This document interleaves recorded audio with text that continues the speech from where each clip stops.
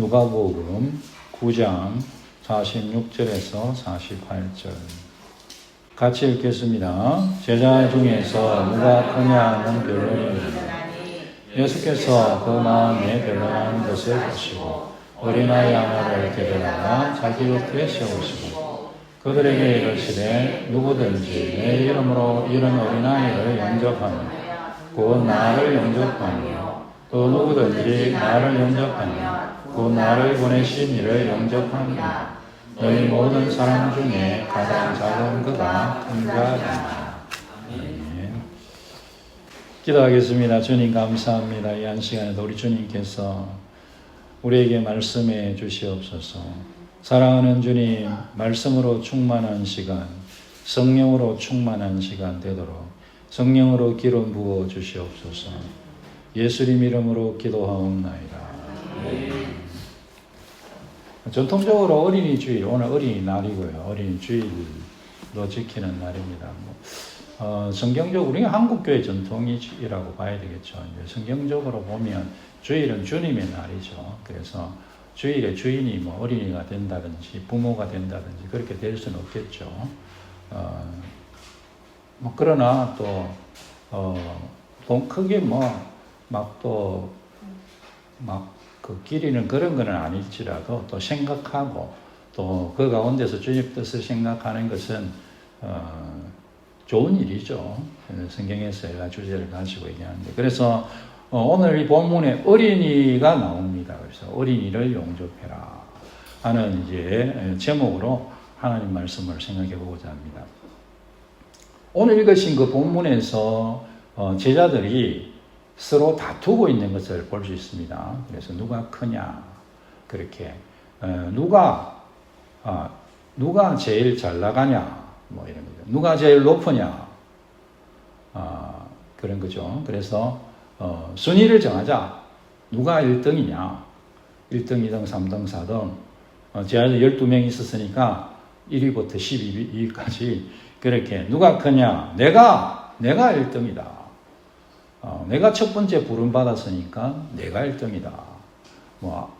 안데네나 요한은 우리가 예수님 처음 만났으니까 처음 만나서 또 너희들에게 소개했으니까 우리가 1번이다.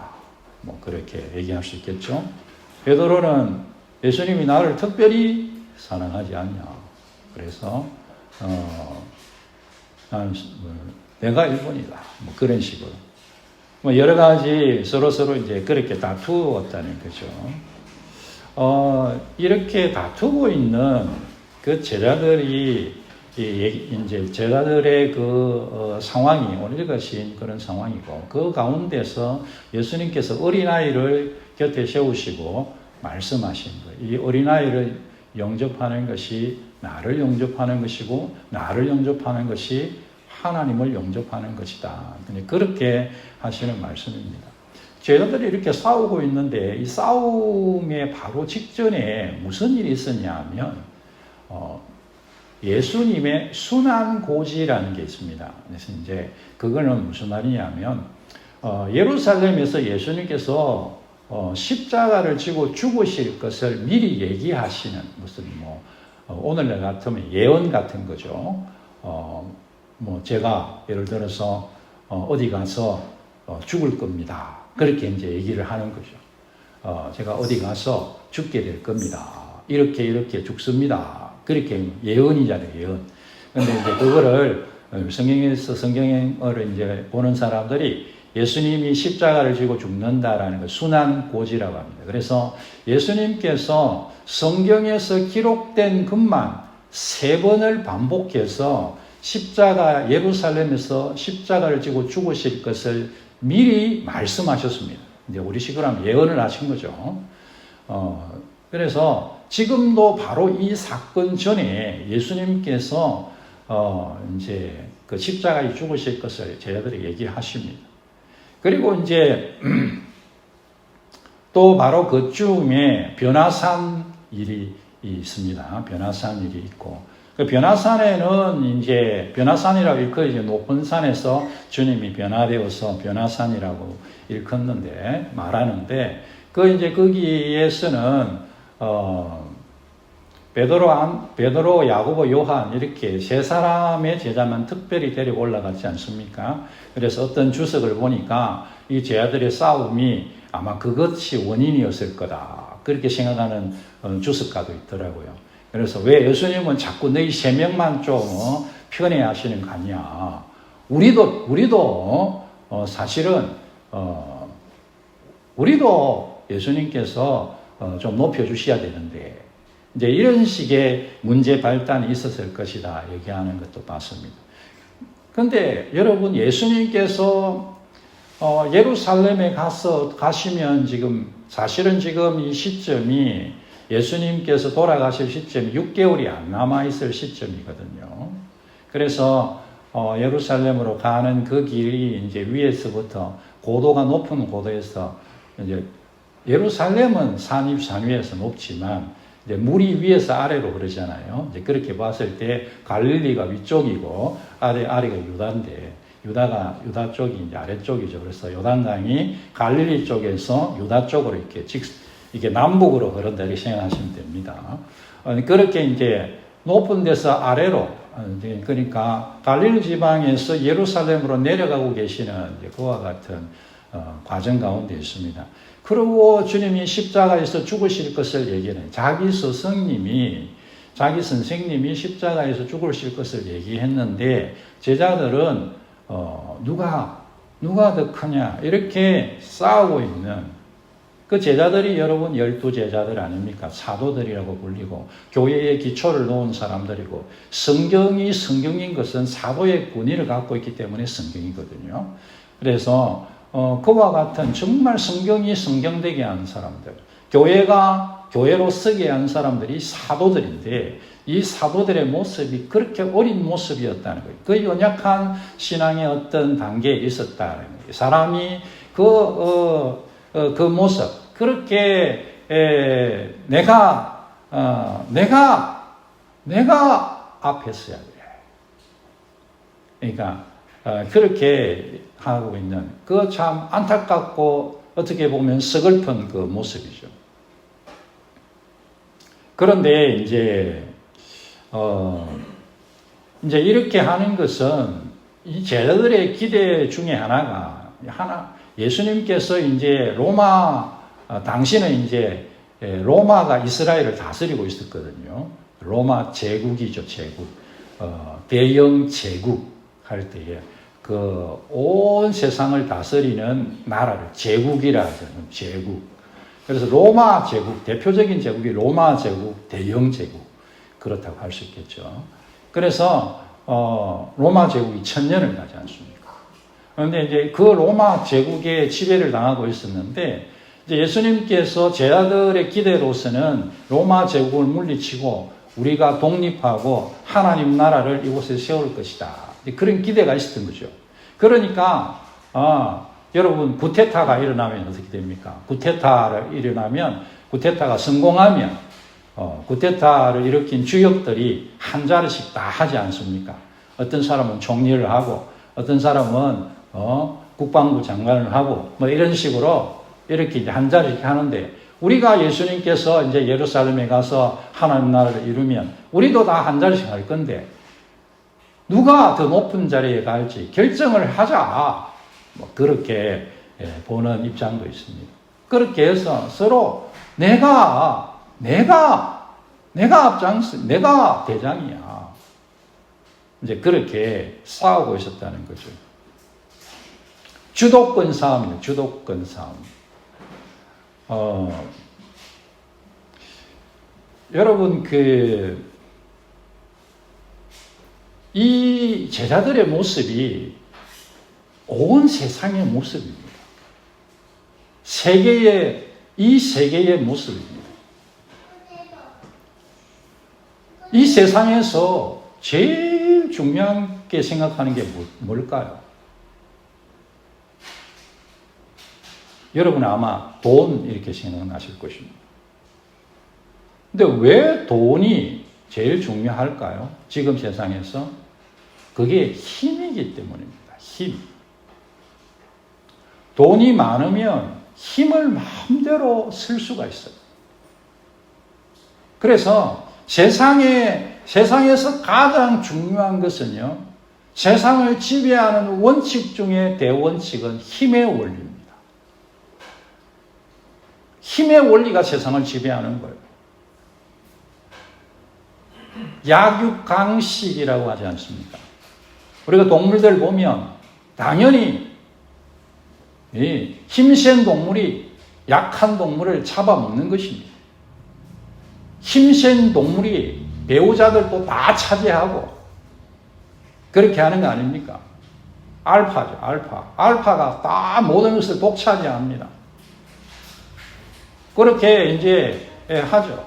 약한 것들은 숨어 다니거나, 이제 힘이 약하죠. 숨어 다니거나 안 그러면, 다스림을 받든지 아니면 먹이가 되는 것이, 그런 이제, 동물의 세상이죠. 사람 사는 세상도 똑같죠. 사람 사는 세상도 똑같습니다. 언제나 힘이 있는 척이 약한 척을 다스리거나 포갑하거나 또 빼앗고 죽이고 그렇게 하죠. 그게 인류의 역사 아니겠습니까? 정치는 기세다. 뭐 그런 얘기가 있죠. 정치는 기세다. 기세 싸움이다.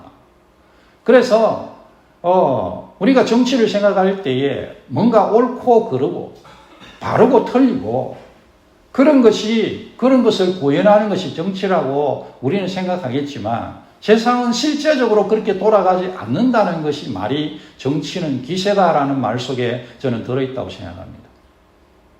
사람들이 볼 때에 저쪽 편이 더 잘 나가는구나. 그게 뭡니까? 저쪽 편이 힘이 세구나. 그러면 사람들이 힘센 쪽에 투표한다는 거죠. 그래서 정치는 기세다. 힘센 쪽에 사람들이 다수가 거기에 몰려가서 붙는다는 것입니다. 실제적으로 그런 거죠. 정치공학적으로 그렇게 되어 있는 거 아니겠습니까? 왜 그럴 수밖에 없죠? 저는 그렇게 생각합니다. 왜냐하면 세상의 원리가 힘의 원리이기 때문입니다. 힘이 있는 사람에게 사람들이 붙는 거죠. 제가 예전에 한 2번 말씀드렸는데, 제가 아는 목사님 중에 노숙자 사역을 하시는 그 목사님이 있는데, 그 목사님이 노숙자 사역을 한 지 얼마 안 됐을 때 저에게 이런 얘기를 했습니다. 한 번은 노숙자 2사람이 정말 피를 철철 흘리면서까지 서로 싸움을 하고 있는 거예요. 피를 철철 흘리면서 싸움을 하면 그 막 중간에서 그 목사님도 힘이 좋거든요. 힘도 좋고 덩치도 있고 해서 아마 중간에 막 뜯어 말려가지고 왜 이렇게 싸우냐고 물었답니다. 그랬더니 그 싸움의 원인이 뭐냐면 이 A라는 노숙자가 이 벤치에서 자는 벤치가 있는데 어느 날 보니까 B라는 노숙자가 와서 그 벤치에 자는 거예요. 옆에 다른 벤치들이 잠만한 곳이 많이 있대요. 그런데 그 벤치를 두고 2사람이 이것은 내가 자던 자리야. 그런 게 어딨어. 내가 먼저 누우면 내 자리지. 하면서 둘이가 싸우는데 피를 철철 흘리면서 싸우더라는 거예요. 아니, 옆에 잠잘 때가 많이 있잖아요. 왜 그러세요? 라고 했더니 그 중에 한 분이 정말 잊지 못할 얘기를 한 거죠. 밀리면 죽습니다. 밀리면 죽습니다. 힘이 다스리는 세상의 원리를 너무나 잘 보여주는 얘기죠. 세상의 원리가 그런 거예요. 힘이 다스리는 원리. 그것이 극대화돼서 나타난 게 뭡니까? 그게 제국입니다. 제국. 세상에서 가장 강력한 나라, 그 힘으로 세상을 다스리는 것.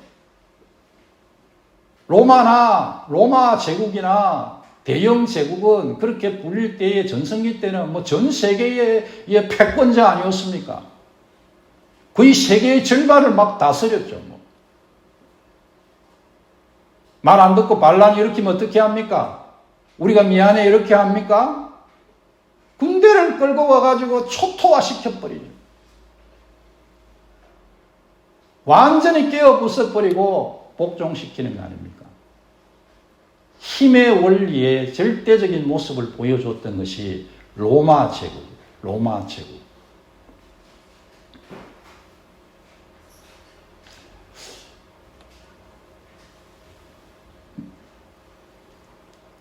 대단히 부끄럽지만 여러분 목사님들도 똑같아요. 무슨 얘기냐면 목사님들이요 교인 숫자에 따라서 목사님들의 힘이 결정돼요. 10명인 교회 교인 목사님이 있고 100명인 교회 교인인 목사님이 있고 1000명인 교회 목사님이 있고 10,000명인 교회 목사님이 있다고 합시다. 여러분은 누가 더 힘이 세 보입니까? 양심에 손을 놓고 생각해 보세요. 우리도 똑같이 생각한다고요. 최근에는 저한테 뭐 그런 사람이 많지는 않은데 그래도 아주 최근에도 그런 사람이 있더라고요. 목사님이라면서요. 그렇습니다. 저 목사니까 꼭 예수님 믿으세요. 목사니까 그 한마디는 해야 안 됩니까? 그 교회는 교인 수가 몇 명입니까? 아이고, 그것 가지고 교회가 운영됩니까? 걱정해줘서 고맙긴 한데, 여러분, 그게 걱정해줘서 해주는 걸까요? 힘이 없는 목사군. 이런 얘기죠. 힘의 원리가 너무나 부끄럽게 거기 작용한다고요. 좀 더 제가 유치한 얘기를 하나 해드릴까요? 목사님들이 모여서 성경 공부를 하든가 발표회를 하잖아요. 그러면 순서를 정해야지. 누가 먼저 할 건가? 그러면은 저는 생각할 때 나이 순으로 하든지 임직 순으로 하든지 아니면 그 모임에 참석한 순으로 하든지 원칙을 정해놓고 하면 되잖아요. 그런데 꼭 보면 어디에나 먼저 하려는 사람이 있어요. 그리고 굉장히 그렇지 않으면 언짢게 해요. 왜 그러냐 하면 나중에 보면 그런 사람이 힘을 얻어요. 왜냐, 그게 세상의 원리라 그래요. 세상의 원리라. 이 세상이 힘으로 되어 가는 거거든요. 밀리면 죽는다. 말만 그렇게 안 하지 속으로는 다 그렇게 생각하는 거예요. 그래서 그 유치한 짓을 하는 거죠. 참, 이게 제자들의 모습이 서글프고 우습다. 그런 생각이 들면서 가만히 생각해 보면요. 우리가 다 그런 거예요. 우리가 그 힘의 원리 속에 붙잡혀서 사는 거죠. 세상에 수많은 모임과 공동체들 안에 일어나는 절대 다수의 문제의 이유가 뭐겠습니까? 주도권 싸움이죠. 여러분들이 엄청난 공동체 이런 거 생각할 필요도 없어요. 회사나 나라 생각할 필요도 없습니다. 가정에서 생각해 보십시오. 왜 싸웁니까, 가정에서? 대부분 주도권 싸움이에요.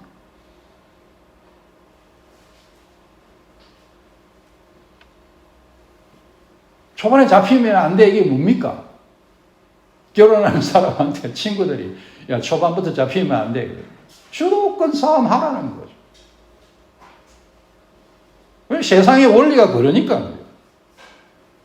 일반적으로 많은 공동체에서 일어나는 문제들이 주도권 싸움입니다. 그리고 돈 문제로 끝날 가능성이 굉장히 큽니다. 가정이든 직장이든 교회든 내가 있는 동창회든 뭐든 대부분의 문제들은 주도권으로 싸움. 이 문제가 발단이 되고 돈으로 결론 끝납니다. 그것이 세상의 힘의 원리가 작동하고 있기 때문이죠.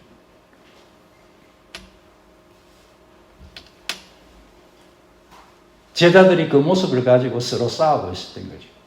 제자들의 모습이 여러분, 우리 모습입니다. 나의 모습이고 여러분의 모습입니다.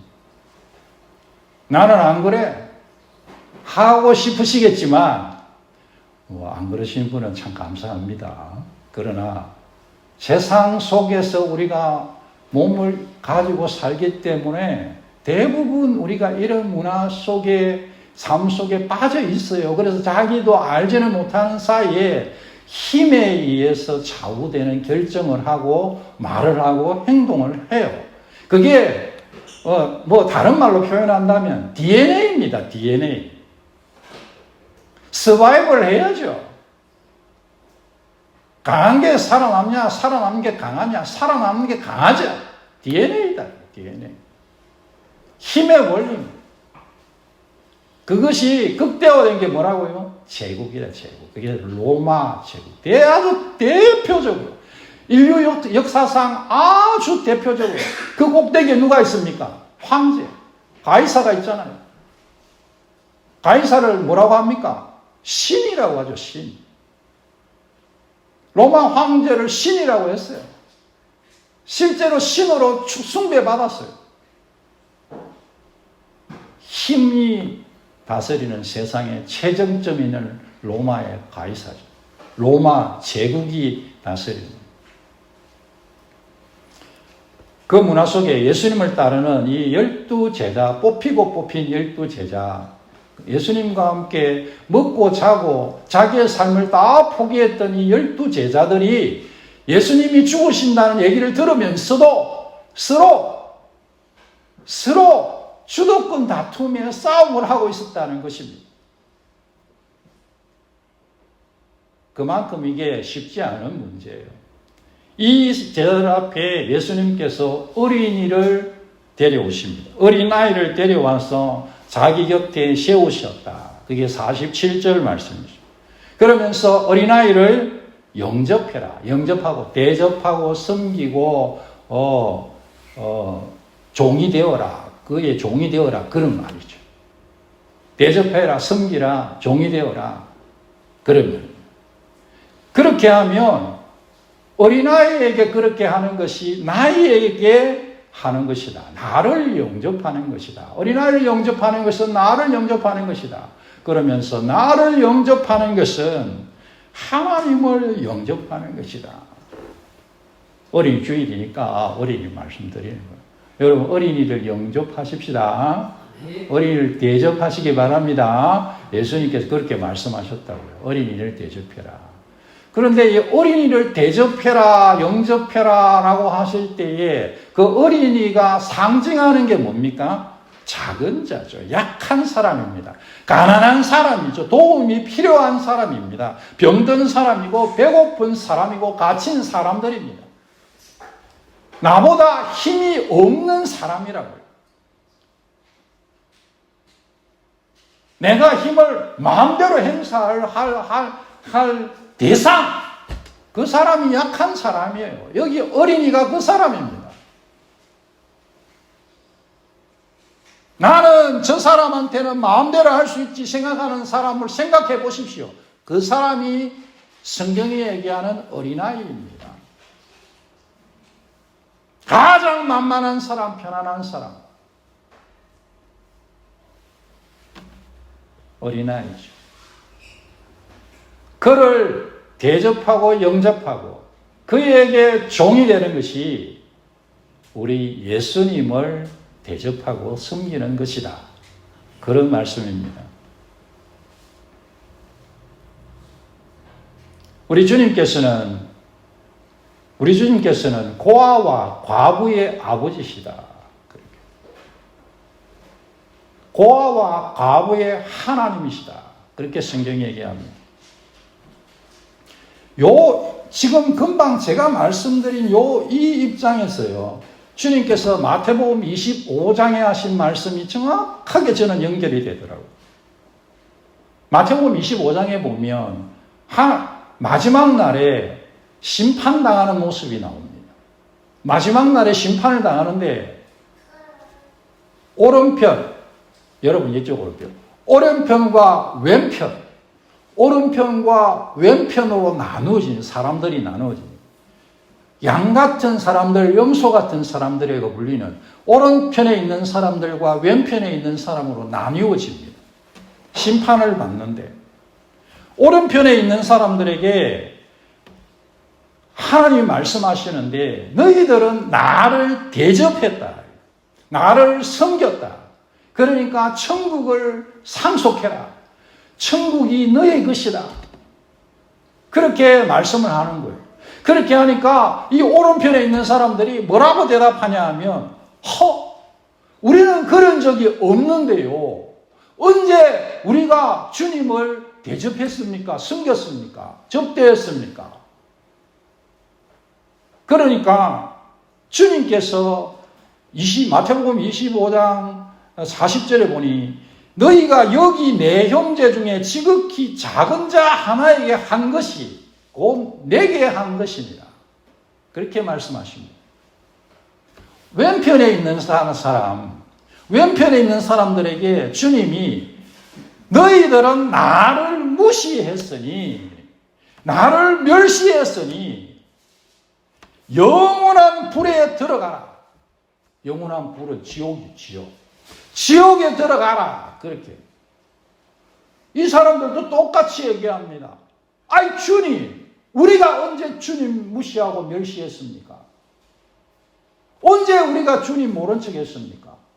그렇게 하니까 45절에 이 지극히 작은 자 하나에게 하지 아니한 것이 곧 내게 하지 아니한 것이니라. 그렇게 말씀하셨습니다. 그러면서 그 이야기, 그 결론을 그들은 영벌에, 영원한 불이죠. 영벌의 의인들은 영생에 들어가리라. 그렇게 말씀하고 있습니다. 작은 자에게 대하는 것이 우리의 신앙인 거예요. 내 힘을 어떻게 쓰는가, 그게 신앙의 모습이라고요. 우리가 어떤 위치에 있든지, 어떤 평판을 가지고 있든지 아무 소용이 없습니다, 여러분.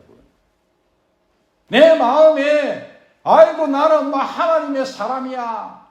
내가 목사를 30년 했는 20년하고 30년 다 돼가는데 라고 저 자신에 대해서 생각해도 아무 소용이 없다고요. 내가 힘을 행사할 수 있는 그 사람과 그 자리에서 어떻게 그 힘을 행사하고 있는가가 나 자신을 드러내는 것입니다.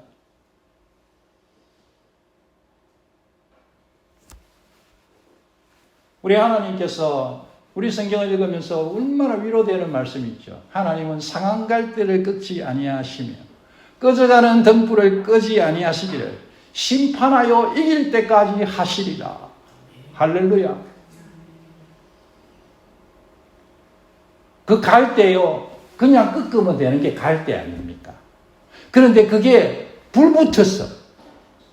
그게 아무 쓸모없는 거죠. 그런데 그거를 안 꺾으시는 거예요. 썩어 문드러져 가는 그런 거 안 꺾으시는 거예요. 주님께서 연약한 우리를 불쌍히 여기시고 끝까지 우리에게 은혜와 사랑을 베풀어 주시는 분이시다. 우리 예수님께서 세리와 제일의 친구다. 그렇게 평가를 받은 거 아니겠습니까?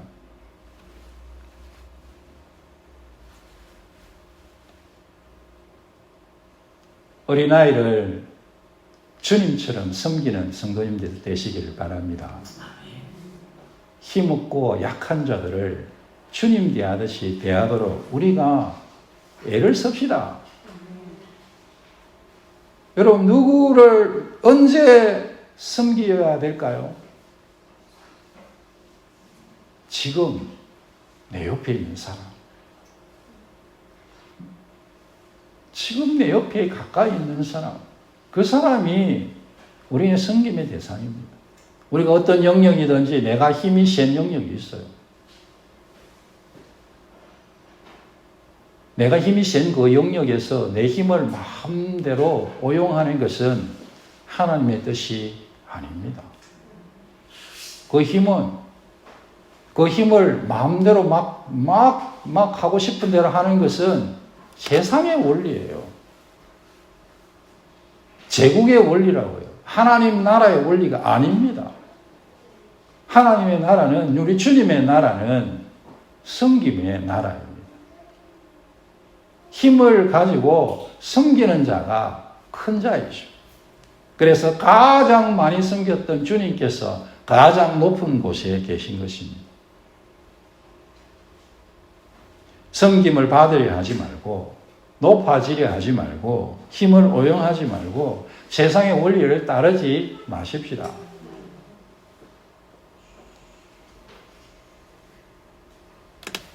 어린이주의 어린이날 지나가면서 어린아이를 대접하는 것이 주님의 어린아이를 대접하는 것을 얘기하신 주님의 말씀에 참 뜻을 마음에 새겨 보십시다.